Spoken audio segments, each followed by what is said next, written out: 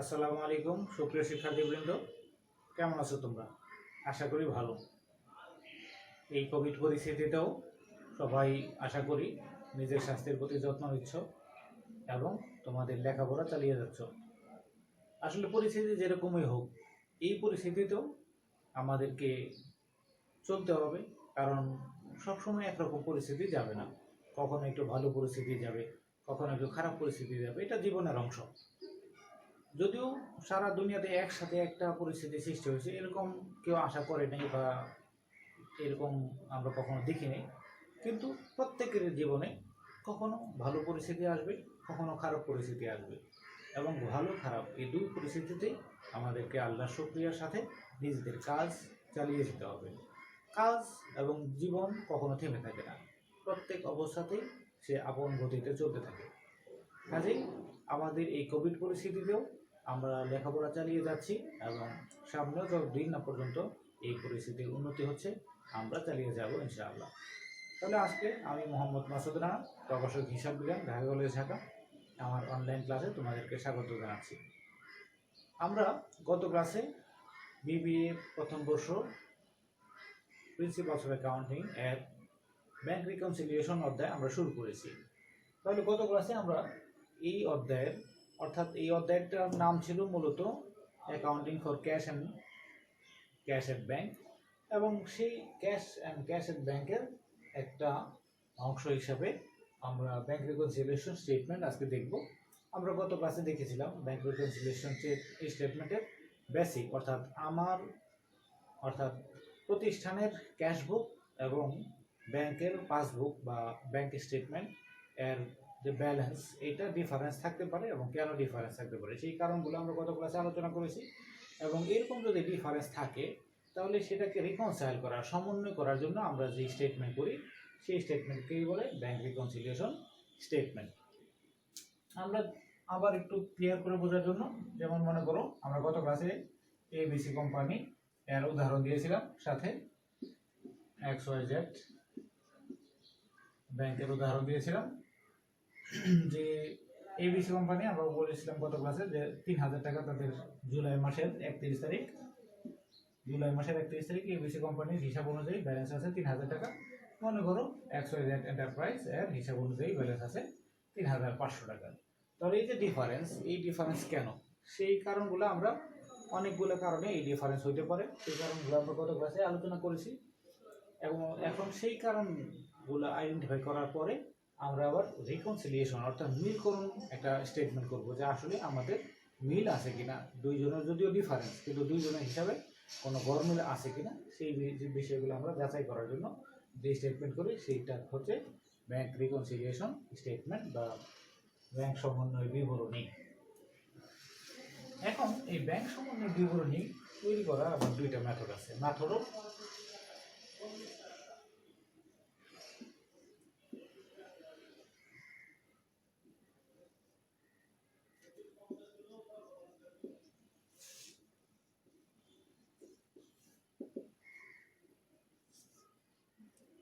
Methods of preparing bank reconciliation statement, এর মধ্যে এক নম্বর হচ্ছে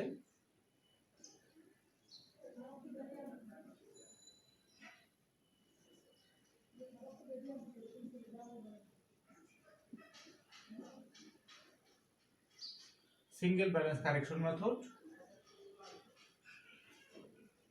both balance correction method। তাহলে একক জের সংশোধন পদ্ধতি সিঙ্গেল ব্যালেন্স কারেকশন মেথড এবং উভয় জের সংশোধন পদ্ধতি বোথ ব্যালেন্স কারেকশন মেথড, এই দুই পদ্ধতিতে সাধারণত ব্যাংক রিকনসিলিয়েশন স্টেটমেন্ট করা হয়। তো এটাকে প্রচলিত পদ্ধতি বা সনাতন পদ্ধতিও বলা হয়, আর এটাকে আধুনিক পদ্ধতিও বলা হয়।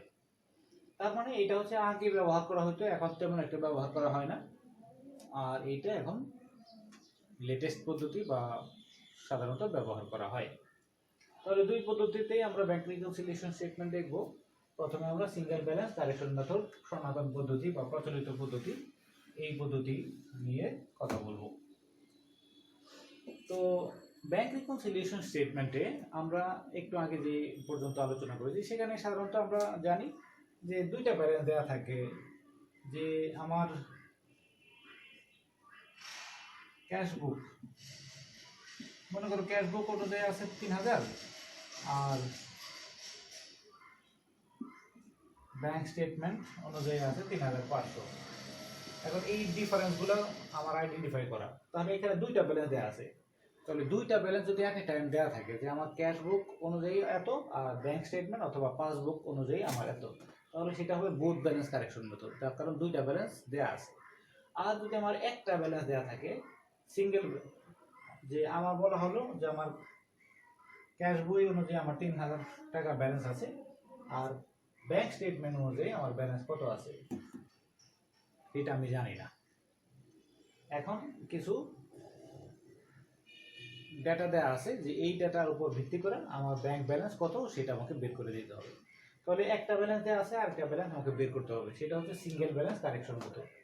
অথবা আমার এটা দেওয়া নাই, এটা দেওয়া আছে, ব্যাংক স্টেটমেন্ট অনুযায়ী ব্যালেন্স হচ্ছে 3500 টাকা, ক্যাশ বুক অনুযায়ী ব্যালেন্স কত সেটা আমার দেওয়া নেই, আমাকে কারেকশন করে আমাকে ক্যাশ বই অনুযায়ী ব্যালেন্স বের করতে হবে, সেটা হচ্ছে সিঙ্গেল ব্যালেন্স কারেকশন মেথড। অর্থাৎ ব্যাংক থেকে ক্যাশ ব্যালেন্স অথবা ক্যাশ থেকে ব্যাংক ব্যালেন্সে যাওয়া, আমার ক্যাশ দেওয়া আছে কি ব্যাংকে কত সেটা বের করা হচ্ছে আমার single balance correction method.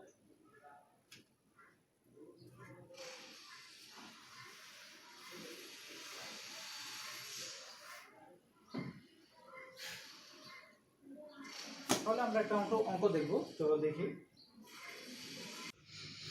Example 3. From the following particulars, prepare a bank reconciliation statement as on 31st December 2003. A. Bank balance as per the cash book, taka 25,450. A number of checks were deposited in the bank, but on 31st December 2003, a check for taka 500 was not credited in the passbook. Number 3. Several checks aggregating taka 5,000 were issued, but only check for taka 4,500 were presented to the bank for payment. Number 4. The bank had directly collected dividend taka 400 and interest taka 300, but this was not entered in the cash book. Number 5. In accordance with the instructions, the bank honored a bill for taka 2,000, but the debit note was sent to the trader only on 2nd January 2004. Bank charge taka 20 were not entered in the cash book. Number 7. The debit balance for November was shown short in the cash book by taka 300. Number 8. The bank passbook revealed that a check for taka 250 received from a person had been dishonored, but no entry was passed in the cash book. তাহলে এই অঙ্কে আমাদের প্রথমেই bank balance as per cash বুক দেয়া আছে, কিন্তু bank balance as per passbook or bank কত আছে সেটা আমাদের দেয়া নেই। তার মানে যেহেতু শুধু একটি ব্যালেন্স দেয়া আছে, তাহলে আমাদেরকে আরেকটি ব্যালেন্স বের করতে হবে, অর্থাৎ সিঙ্গেল ব্যালেন্স অ্যাডজাস্টিং মেথড বা একক ব্যালেন্স সংশোধন পদ্ধতিতে আমাদের অঙ্ক করতে হবে।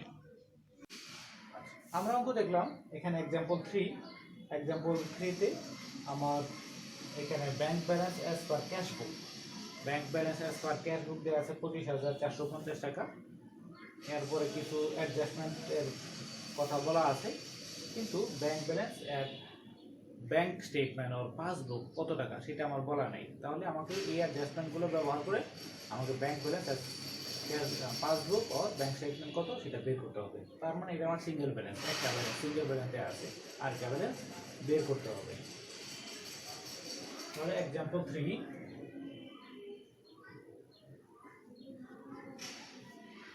আমরা এই অঙ্কটা কমার্স অ্যাপ্লিকেশনের প্রিন্সিপালস অফ অ্যাকাউন্টিং বই থেকে, বইয়ের accounting for cash and cash বুক থেকে করাচ্ছি।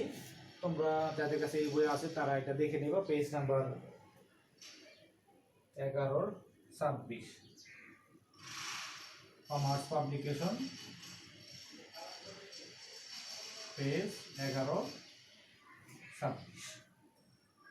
কারণ প্রিভিয়াস ক্লাসে অনেকেই তোমরা রিকোয়েস্ট করেছো যে স্যার আমাদেরকে যদি অঙ্কগুলো লোকেশনগুলো বলে দেওয়া হয় তাহলে আমাদের জন্য বের করতে খুঁজতে এবং ক্লাস বুঝতে সুবিধা। এই জন্য যেহেতু সব বই আমার ফলো করা সম্ভব না, তোমাদের কাছে হয়তো ডিফারেন্ট পাবলিকেশনের বই থাকতে পারে, কিন্তু অন্তত যাদের কাছে এই বই আছে তারা অন্তত এটা বেনিফিটেড পাবো। আর যাদের কাছে এই বই নেই তারা তো আমার ভিডিওতে অর্থাৎ লেকচারের মধ্যে আমার এই অঙ্ক ভিডিও পেয়ে যাচ্ছ, সেখান থেকে তোমরা হেল্প নিতে পারবা। তো এখন এক্সাম্পল 3 এর bank reconciliation statement.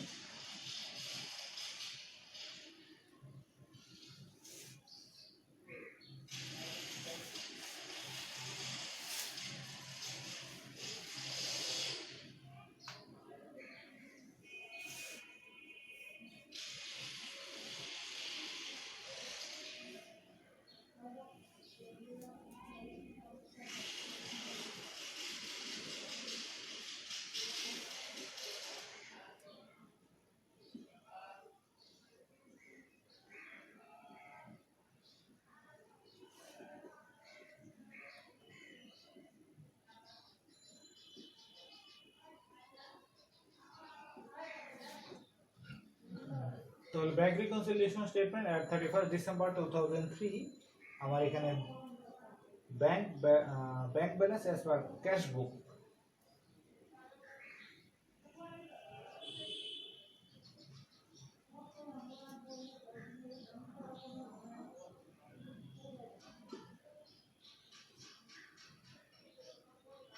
Bank balance as per cash বুক দেওয়া আছে 25,450।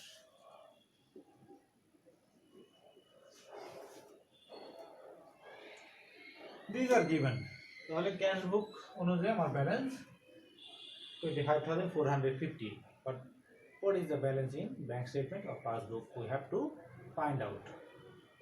এখন কিছু অ্যাডজাস্টমেন্ট দেওয়া আছে, যে অ্যাডজাস্টমেন্টের মাধ্যমে আমাকে bank balance at passbook or bank statement আমাদেরকে বের করতে হবে।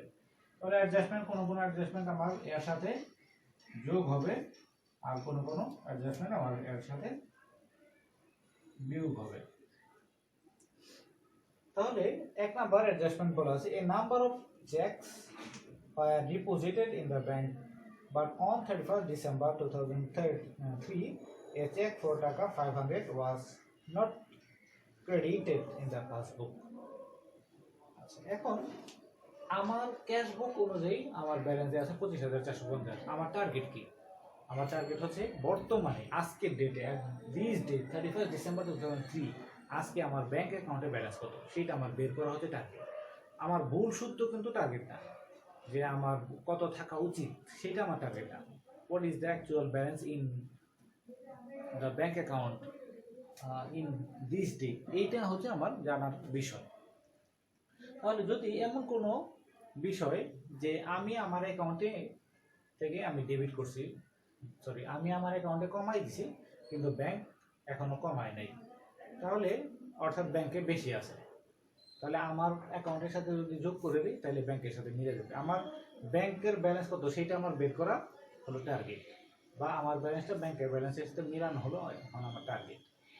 তাহলে এখন এক নম্বরে বলছে a number of cheque deposited in the bank but on 31st December 2003 a cheque for টাকা 500 was not credited in the passbook. আমরা অনেকগুলো চেক ব্যাংকে জমা দিছি, এর মধ্যে 500 টাকার চেক এখনো ব্যাংকে জমা হয়নি। আমরা যেদিন জমা দিছি সেই দিন কিন্তু আমাদের অ্যাকাউন্টে বাড়াই দিছি আমরা, কিন্তু 500 টাকার চেক এখনো ব্যাংকে যোগ হয় নাই, অর্থাৎ তাহলে এই 500 টাকা আমরা বিয়োগ করে দিব। তাহলে এক নাম্বার আমাদের সমন্বয় 2 নম্বরে ছিল আমরা ডিপোজিট করছি কিন্তু ব্যাংকে জমা হয় নাই, তাহলে সেটা লেস করে দেবো।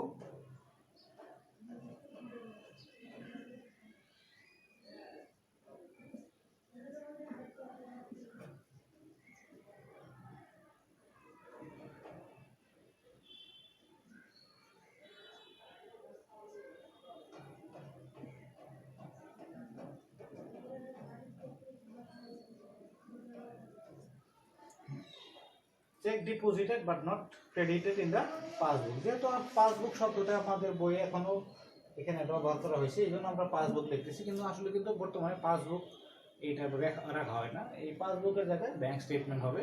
কিন্তু যেহেতু আমাদের মধ্যে পাসবুক শব্দটাই আছে, আমরা পাসবুকই লিখছি। তাহলে আমি কি করব, এই 500 টাকা মাইনাস করে দেব ফ্রম দ্য ক্যাশ বুক। অর্থাৎ ক্যাশ বুক থেকে মাইনাস করবো বলতে আমরা কিন্তু এটা একটা রাফ স্টেটমেন্ট, এটা কিন্তু আমি সরাসরি আমার খতিয়ান থেকে মাইনাস করতেছি না, আমরা আলাদাভাবে একটা হিসাব করতেছি যে দেখি ব্যাংকের অ্যাকাউন্টের ব্যালেন্সটা কত, সেটা আমরা বের করার জন্য একটা স্টেটমেন্ট করতেছি। তাহলে আমরা জমা দিছি, ডিপোজিট করছি, আমরা বাড়াই দিয়েছিলাম, কিন্তু ব্যাংক এখনো এই 500 টাকা যোগ করেনি, এই জন্য আমি ব্যাংকের সাথে মেলানো হচ্ছে আমার টার্গেট। তাহলে আমি আমার অ্যাকাউন্ট থেকে কমাই দিলাম আমার ক্যাশ বইয়ের ব্যালেন্স থেকে। Number 3, several checks aggregating taka 5,000 were issued, but only checks of taka 4,500 were presented to the bank for payment. আমরা 5,000 টাকার চেক ইস্যু করছি বিভিন্ন কোম্পানি অথবা বিভিন্ন প্রতিষ্ঠান, বিভিন্ন ব্যক্তিকে। টোটাল 5,000 টাকার চেক দিয়েছি এই মাসে। এর মধ্যে 4,500 টাকা ইস্যু করা হয়েছে, অর্থাৎ ব্যাংকে উপস্থাপন করা হয়েছে এবং ব্যাংক থেকে পরিশোধ করা হয়েছে। আর 500 টাকা এখনো ব্যাংকে উপস্থাপন করা হয়নি এবং পরিশোধ করা হয়নি। তাহলে আমরা 5,000 টাকার চেক যখন দিয়েছি মানুষকে, তখন কিন্তু আমি আমার অ্যাকাউন্ট থেকে 5,000 টাকাই কমাই দিচ্ছি। 5,000 টাকা কমানোর পরে আমার এই ব্যালেন্স। এখন ব্যাংক থেকে কমছে কত, 4,500 টাকা, ব্যাংক কিন্তু 5,000 টাকা কমায় নেই। তাহলে আমরা কমাইছি 5,000, ব্যাংক কমাইছে 4,500। তাহলে আমার চেয়ে ব্যাংকে 500 টাকা বেশি আছে।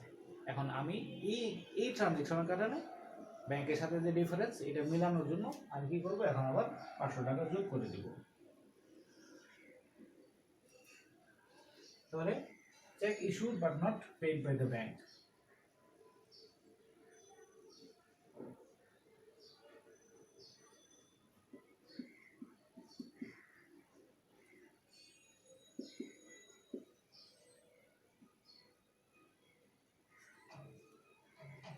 issued but not paid by the bank হচ্ছে 500।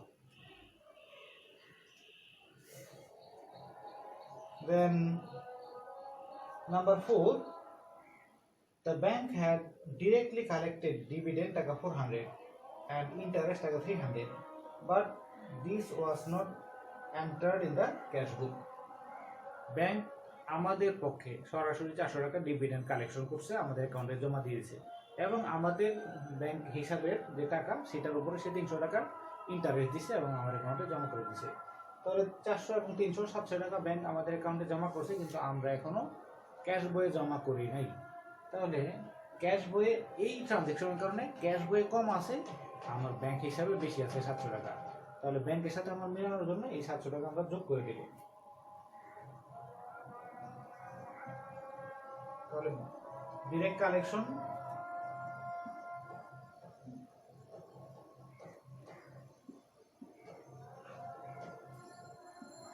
of dividend and payment of interest.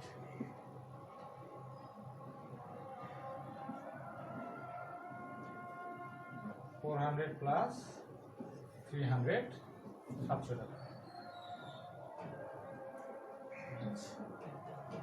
Then number 5, in accordance with the instruction, the bank honored a bill taka 2,000, but the debit note was sent to the trader only on the 2nd January 2004. আচ্ছা, আজকে হচ্ছে 31 December 2003।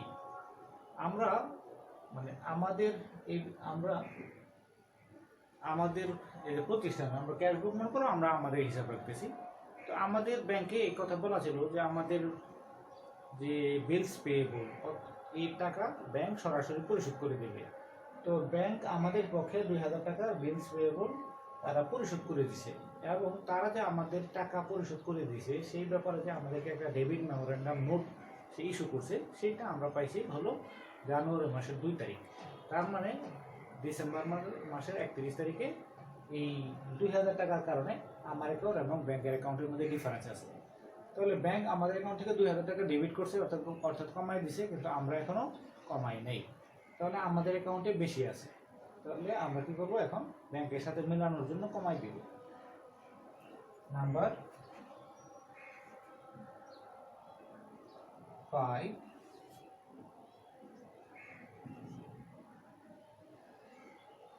bank honored a bill but the debit note was sent on the 2nd January. আচ্ছা,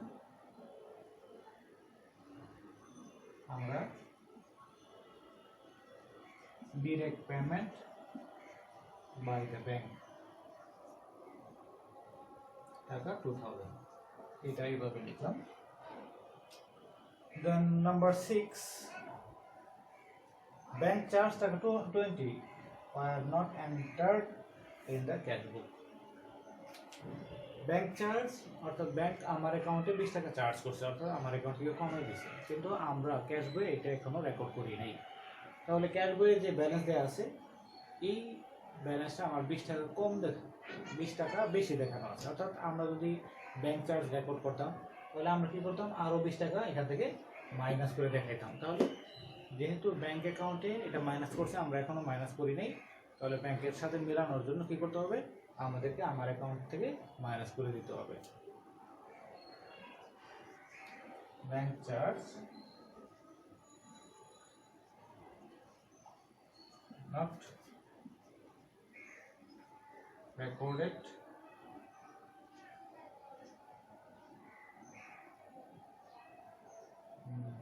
in cash book টাকা 20. Then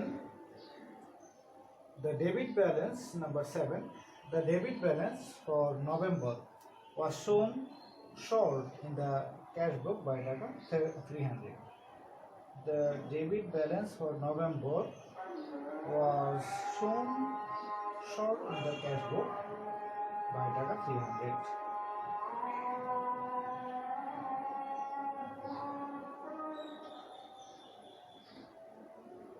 আচ্ছা, তাহলে আমরা bank balance আজকে এই যে ক্যাশ ব্যালেন্স, এইটা ডিসেম্বর মাসের 31 তারিখে আমরা বলতেছি আমাদের হাতে ক্যাশ ব্যালেন্স আছে 25,450 টাকা। এখন এই ব্যালেন্স পাওয়ার জন্য আমরা ডিসেম্বর মাসের 1 তারিখে কি করছিলাম, একটা ব্যালেন্স বিডি থেকে শুরু করছিলাম। ডিসেম্বর মাসের 1 তারিখে ব্যালেন্স বিডি ছিল, মনে করো এটা আমরা ধরে নিলাম ডিসেম্বর মাসের 1 তারিখে ব্যালেন্স বিডি ছিল 10,000 টাকা। এখন তারপরে সাথে সারা মাস আমাদের ট্রানজ্যাকশন হয়েছে, তারপর আমাদের ডিসেম্বর মাসের 1 তারিখে ব্যালেন্স আছে 25,450 টাকা। কিন্তু এখানে বলছে the debit balance for November was shown short in the cash book by টাকা 300। আমরা এই যে নভেম্বরের 31 তারিখে ডেবিট ক্যাশের যে ডেবিট ব্যালেন্স সিডি, সেটি কিন্তু ডিসেম্বরের 1 তারিখে আমরা ব্যালেন্স বিল হিসেবে 10,000 টাকা নিয়ে আসি। তো নভেম্বরের যে ক্যাশ ব্যালেন্স, সেটা আমরা ডিসেম্বরে যখন দেখাইছি তখন 300 টাকা কম দেখাইছি। অর্থাৎ নভেম্বরে আমার ক্যাশ ব্যালেন্স ছিল মনে করো 10,300 টাকা। এটি হলো ব্যালেন্স শিট হিসেবে নভেম্বরের 30 তারিখ। নভেম্বরের 30 তারিখে আমার ব্যালেন্স শিট হিসেবে 10,300 টাকা ছিল, আর ডিসেম্বরের 1 তারিখে আমি ব্যালেন্স বিল হিসেবে দেখাইছি 10,000 টাকা। তাহলে আমি যদি আমার এই 10,300 টাকা দেখাইতাম 10,000 এর জায়গায়, তাহলে আজকে এই ব্যালেন্স কিন্তু আমার 300 টাকা আরো বেশি হতো, 25,450 না হয়ে 25,750 হতো। তাহলে আমার ব্যাংক ক্যাশ বইয়ে 300 টাকা আমি ক্যাশ কম দেখাইছি, কিন্তু ব্যাংক কিন্তু এটা হিসাব ঠিক রাখছে, ব্যাংক যা ব্যালেন্স ছিল সেটাই দেখাইছে। তাহলে আমার ক্যাশ বুকে ভুল এটা। তাহলে আমার ক্যাশ বুকে আমি 300 টাকা কম দেখাইছি, ব্যাংক বেশি ঠিক মতোই দেখাইছে। তাহলে ব্যাংকের সাথে মেলানোর জন্য আমি আমার ক্যাশ বুকে আবার 300 টাকা যোগ করে দেব।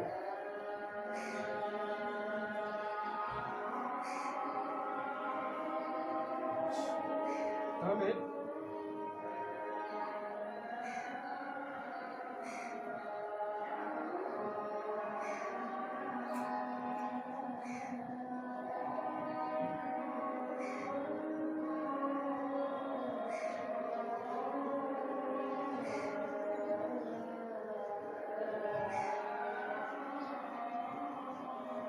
Debit balance of cash shown short.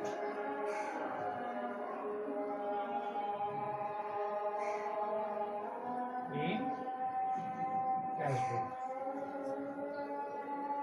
তাহলে 300 টাকা আমরা কম দেখাইছিলাম, সেই টাকা আমরা 300 টাকা যোগ করে দিলাম। Then finally the bank passbook revealed that a check of for taka 250 received from a person had been dishonored, but no entry was passed in the cash book. এখন আমাদের পাসবুক অনুযায়ী আমরা যে দেখলাম যে 250 টাকার একটা passbook revealed that a check for taka 250 received from a person had been dishonored. আচ্ছা, মনে করুন মিস্টার রহিম, সে আমাদের 250 টাকার একটা চেক দিছে, আমরা সেটা ব্যাংকে জমা দিলাম। আর ব্যাংকে যেই দিন জমা দিছি সেই দিন আমরা এটা মনে করছি যে আমাদের টাকা ব্যাংক কালেকশন করবে, ব্যাংকে বাড়াই দেবে। কাজে আমরা যেই দিন জমা দিছি ওই দিনই আমাদের অ্যাকাউন্টে আমরা ক্যাশ বই বাড়াই দিছি টাকাটা। এখন পরে যখন স্টেটমেন্ট উঠাইলাম বা পাসবই দেখলাম যে আসলে আমরা যে ক্যাশ অ্যাকাউন্টে আমরা টাকা বাড়াই দিয়েছিলাম 250 টাকা মিস্টার রফিকের চেক বাবদ, কিন্তু ব্যাংক আসলে ওই টাকা কালেকশন করতে পারে নাই এবং ব্যাংক আলটিমেটলি এই টাকা বাড়ায় নাই। তাহলে ব্যাংক যেহেতু বাড়ায় নেই, আমরা বাড়াই দিছি। এখন আমাদের টার্গেট কি? আমাদের অ্যাকাউন্টের ব্যালেন্সটা ব্যাংকের অ্যাকাউন্টের সাথে মিলানো। তাহলে আমরা কি করবো? এই 250 টাকা কমাই দেবো, যেহেতু আমরা বাড়াইছিলাম, ব্যাংক বাড়ায় নেই। এখন আমি আবার 250 টাকা কমাই দিব। Cheque has been ডিসঅনার্ড।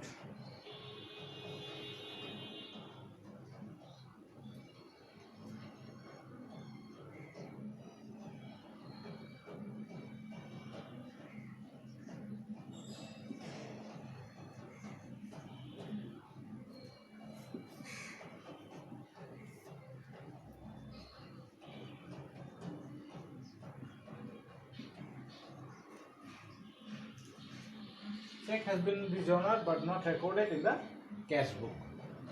250 টাকা। তাহলে এই ছিল অ্যাডজাস্টমেন্ট।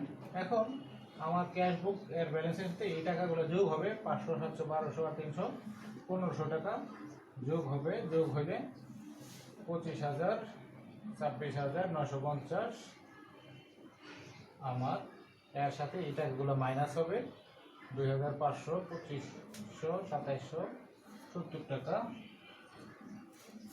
70 টাকা মাইনাস হওয়ার পরে আমার 24,180, 24,180 টাকা এটা আমার ব্যালেন্স থাকবে। তাহলে এটা হচ্ছে আমার bank balance as per passbook.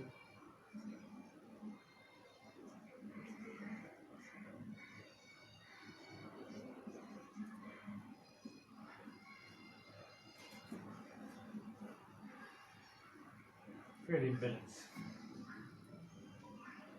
তাহলে আমার পাসবুক বা ব্যাংক স্টেটমেন্ট অনুযায়ী অথবা ব্যাংকে আমার 24,180 টাকা এখন ব্যালেন্স আছে। তাহলে at the date of 31 December 2003 আমার ক্যাশ বুক অনুযায়ী আমার ব্যালেন্স আছে 25,450 টাকা।